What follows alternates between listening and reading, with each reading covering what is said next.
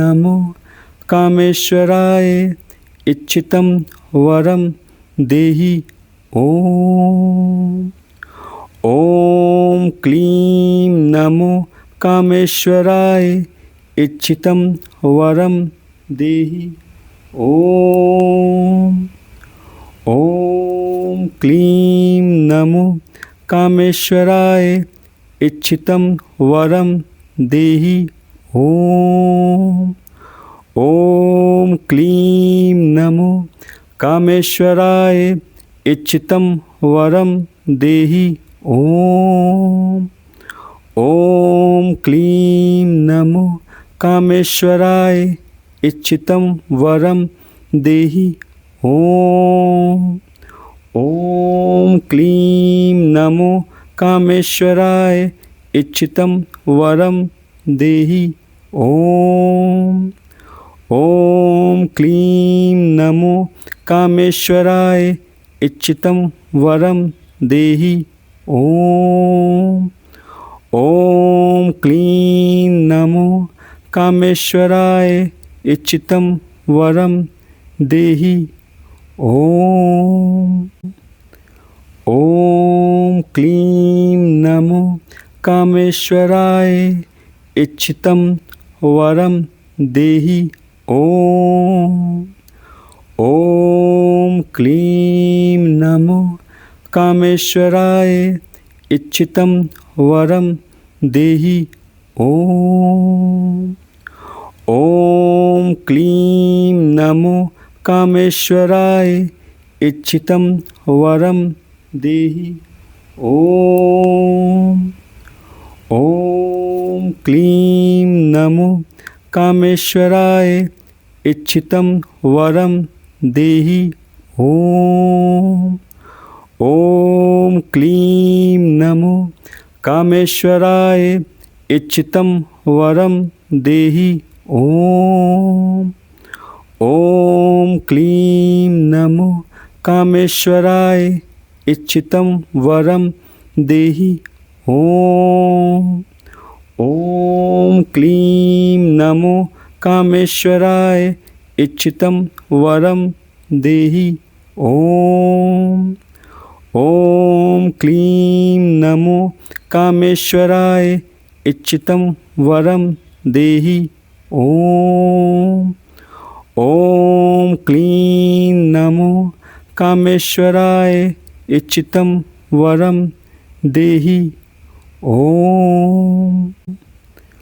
ॐ क्लीं नमो कामेश्वराय इच्छितं वरं देहि ॐ। ॐ क्लीं नमो कामेश्वराय इच्छितं वरं देहि ॐ। ॐ क्लीं नमो कामेश्वराय इच्छितं वरं देहि ॐ। ॐ क्लीं नमो कामेश्वराय इच्छितं वरं देहि ॐ। ॐ क्लीं नमो कामेश्वराय इच्छितं वरं देहि ॐ। ॐ क्लीं नमो कामेश्वराय इच्छितं वरं देहि ॐ। ॐ क्लीं नमो कामेश्वराय इच्छितं वरं देहि ॐ। ॐ क्लीं नमो कामेश्वराय इच्छितं वरं देहि ॐ। ॐ क्लीं नमो कामेश्वराय इच्छितं वरं देहि ॐ। ॐ क्लीं नमो कामेश्वराय इच्छितं वरं देहि ॐ। ॐ क्लीं नमो कामेश्वराय इच्छितं वरं देहि ॐ।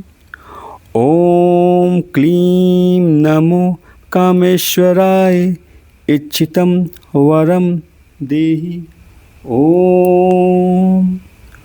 ॐ क्लीं नमो कामेश्वराय इच्छितं वरं देहि। ॐ क्लीं नमो कामेश्वराय इच्छितं वरं देहि। ॐ क्लीं नमो कामेश्वराय इच्छितं वरं देहि। ॐ क्लीं नमो कामेश्वराय इच्छितं वरं देहि।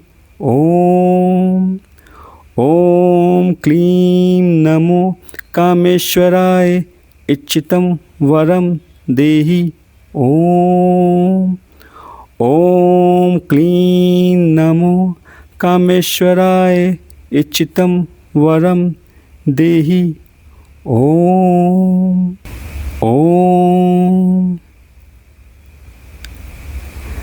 क्लीं नमो कामेश्वराय इच्छितं वरं देहि। ॐ क्लीं नमो कामेश्वराय इच्छितं वरं देहि। ॐ क्लीं नमो कामेश्वराय इच्छितं वरं देहि। ॐ क्लीं नमो कामेश्वराय इच्छितं वरं देहि। ॐ क्लीं नमो कामेश्वराय इच्छितं वरं देहि। ॐ क्लीं नमो कामेश्वराय इच्छितं वरं देहि।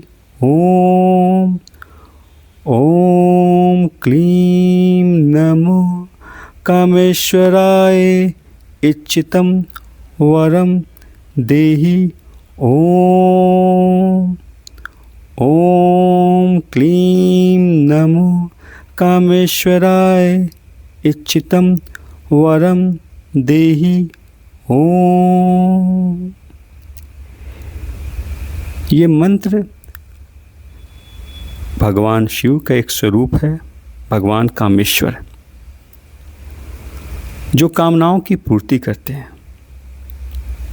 इस मंत्र से आप प्रतिदिन बेलपत्र को अर्पित कीजिए और जब ये आपकी साधना पूर्ण होगी उसके बाद प्रतिदिन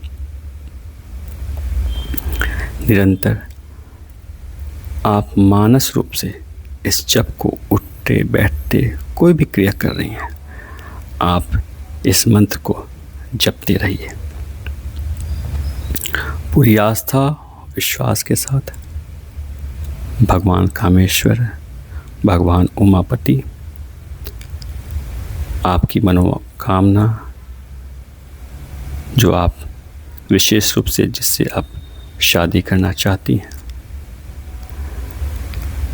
ऐसी स्थितियां लाएंगे कि आपकी इच्छा पूरी होगी। मगर ध्यान रखिएगा, ये जो भी आप मनवांछित वर की इच्छा रखी हैं वो न्यायपूर्ण होनी चाहिए। कोई भी अनुचित इच्छा या कोई भी ऐसी चीज़ें जो सही नहीं है वैसा करना अनुचित होगा, क्योंकि भगवान शिव आपके मन के भाव को जानते हैं, वो समझते हैं। तो ये सारा कुछ आपकी भावना और आप, क्योंकि आपको पता है कि आपके मन में क्या है और ईश्वर को पता है, ईश्वर जानते हैं इस चीज़ को। तो इस साधना में ध्यान रखेंगे, अनुचित कोई भी चीज़ें ना करेंगी, क्योंकि उससे आपकी इच्छा पूर्ति जो आप चाह रही हैं उससे नहीं हो पाएगा। मेरे कहने का मतलब ये है, स्पष्ट रूप से अगर मैं बोलना चाहूँ किसी का कोई पति है या कोई है जो बिल्कुल आपको नहीं पसंद करता है, या फिर उसकी अपनी ज़िंदगी में कोई और है, तो जबरन अगर आप कोई चीज़ करना चाहती हैं तो ये साधना उसके लिए नहीं है। मैं उस स्थितियों की बात नहीं कर रहा हूँ। ये जो साधना उसके लिए, ये साधना उसके लिए है कि आप किसी विशेष से प्रेम करती हैं, शादी करना चाहती हैं, लेकिन परिस्थितियाँ आपके अनुसार नहीं हैं, विपरीत परिस्थितियाँ हैं। तो इन परिस्थितियों को सही करने के लिए, या फिर वो स्थिति कि किसी के साथ आपका प्रेम रहा हो, बीच में उस लड़के के मन में उच्चाटन हो गई हो, या कुछ ऐसी स्थितियाँ हो गई हो जिससे वो अलग जा रहा हो वहाँ पे, या कुछ भी ऐसी स्थिति जो उचित है, जो आपको न्यायपूर्ण आपके लिए है, ये साधना उसके लिए है। अनुचित, अब आप किसी को आप देख लो, कोई आपको ऐसे पसंद आ जाए और आप जबरन उसको, उसकी ज़िंदगी में कोई और है और आप जबरन कोई चीज़ ऐसा चाहोगे, तो ये साधना उसके लिए नहीं है। और सबसे महत्वपूर्ण बात, भगवान शिव मन को जानते हैं, मन को पढ़ते हैं, इसलिए साधना करने से पूर्व ये चीज़ सोच लेंगे कि आप किसके लिए क्यों कर रही हैं, क्या ये सही में उचित है आपके लिए। अगर ये उचित है तो आपकी ये साधना जरूर पूर्ण होगी। ओम नमः शिवाय।